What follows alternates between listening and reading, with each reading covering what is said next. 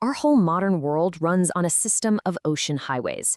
But what if those highways had just a handful of intersections that, if they closed, could bring literally everything to a grinding halt? Today, that's what we're diving into. We're exploring the most fragile and powerful passages in global trade by looking at three key case studies that show the threats we all face. Think about it for a second. What's the connection between the phone you might be holding, the coffee you had this morning, and the car you drove to work? The answer reveals this massive, hidden global network that our entire way of life depends on, whether we even realize it or not.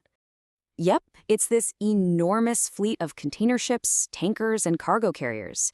It's basically the circulatory system for our global economy. Just a constant, powerful flow, moving everything from raw materials to the finished stuff you buy every day, all across the world's oceans. Okay, but here's the catch. The whole system has a huge weakness. Almost all of that traffic has to squeeze through just a handful of these maritime choke points. So what happens when these vital arteries get clogged? Let's take a look at the very different threats that are facing these super important passages. All right, first up is the Panama Canal. And this choke point isn't in danger because of warships or even pirates. Nope, the threat here is something way more fundamental and way more unpredictable: the weather itself. The Panama Canal is an absolute marvel of engineering. It handles about 5% of all global maritime trade. Now, that might not sound like a lot, but we're talking about hundreds of billions of dollars worth of goods every single year. But right now, a historic drought is putting that constant stream of traffic at serious risk. So what's going on here? Well, it's pretty much a perfect storm. You've got the El Niño weather pattern causing record low rainfall, and that's pushed the canal's water reserves to their lowest point in 70 years. Because of that, the Canal Authority has had to make some drastic cuts, slashing the number of ships that can pass through each day from 38 all the way down to just 24. And you can bet there are economic consequences, big ones. When the water level drops, shipping costs go through the roof. Just look at a standard 40-foot shipping container. The cost to send it on the popular route from Asia to the U.S. East Coast has more than doubled. And that cost, it doesn't just stop with the shipping companies. It gets passed all the way down the line, affecting the price of pretty much everything for all of us. Okay, let's head to our next choke point. And here, the threat is totally different. It's geopolitical. And believe me, the stakes for the global energy market could not be higher.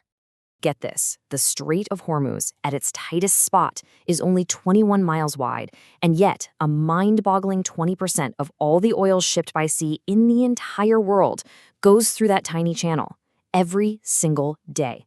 So any disruption here sends immediate shockwaves right through the global economy. Now, this is a hypothetical crisis scenario, but it shows you just how fast things can go south. In just 2 weeks, you go from regional tension to a near total halt in traffic, a massive spike in oil prices, an official blockade, and then direct attacks on civilian commercial vessels. It's the sheer speed of the escalation that makes this choke point so incredibly dangerous. And this isn't just us making stuff up. When you see an official advisory like this one, declaring the risk level critical, that's serious. It's basically saying, hey, the risk of getting attacked is sky high for any ship in the area, and it doesn't matter what flag you're flying or what you're carrying. All right, on to our third choke point. And this one's different again. It's not about a big war between nations. It's a lot more like crime on the high seas. The Straits of Malacca and Singapore. You could easily argue this is the single most important shipping corridor on the planet.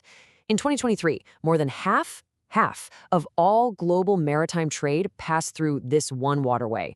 The volume is just staggering. It's the world's busiest shipping lane, period. So the danger here isn't some sudden military crisis. It's something that's always there. A chronic, persistent threat of piracy and armed robbery.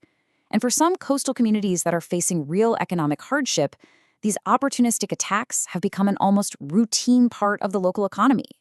And you can see it on the numbers right here. The incidents go up, they go down over the years, but the key thing is that baseline threat never actually disappears. It's just a constant risk that thousands of ships have to factor in while navigating one of the most crowded waterways in the world. Now, the countries in the region are definitely fighting back. You've got these coordinated security efforts like the Malacca Straits Patrol that bring multiple navies together. But honestly, with that much traffic and such a complex geography, it's nearly impossible to eliminate the risk entirely. So what actually happens when one of these critical arteries gets blocked, whether it's from drought or conflict or even crime? Well, the entire global logistics network has to find a new path. And that new path, it's always longer and way more expensive. When a major choke point closes, ships are forced to take the long way around Africa via the Cape of Good Hope. And the trade-offs are just brutal. We're talking about a much longer journey, adding weeks of transit time and piling on massive extra costs for fuel and insurance. First, let's just talk about the cost in time. This isn't like taking a side street to avoid a traffic jam. Rerouting adds between 10 and 14 days to a typical voyage from Asia to Europe or the US East Coast. And then, of course, there's the money. Sailing thousands of extra miles burns a tremendous amount of fuel. This longer journey can jack up the fuel costs for a single voyage by a staggering 25%, or even more. This quote from a UN agency really puts it all in perspective. They're saying the level of disruption we're seeing today from all these pressures on these choke points at once is historic. You have to go all the way back over half a century to find anything like it. So this brings us to the big takeaway. Our global system is designed for maximum efficiency, just-in-time delivery, minimal inventory. It all relies on these choke points being open and clear. And that amazing efficiency is the system's greatest strength, but it's also its greatest vulnerability. And that is the fundamental question these crises force us all to ask. Our global economy was built for efficiency, no doubt about it. But as we face growing risks from climate, from geopolitics, and from security all at the same time, you have to wonder, was it actually built to last?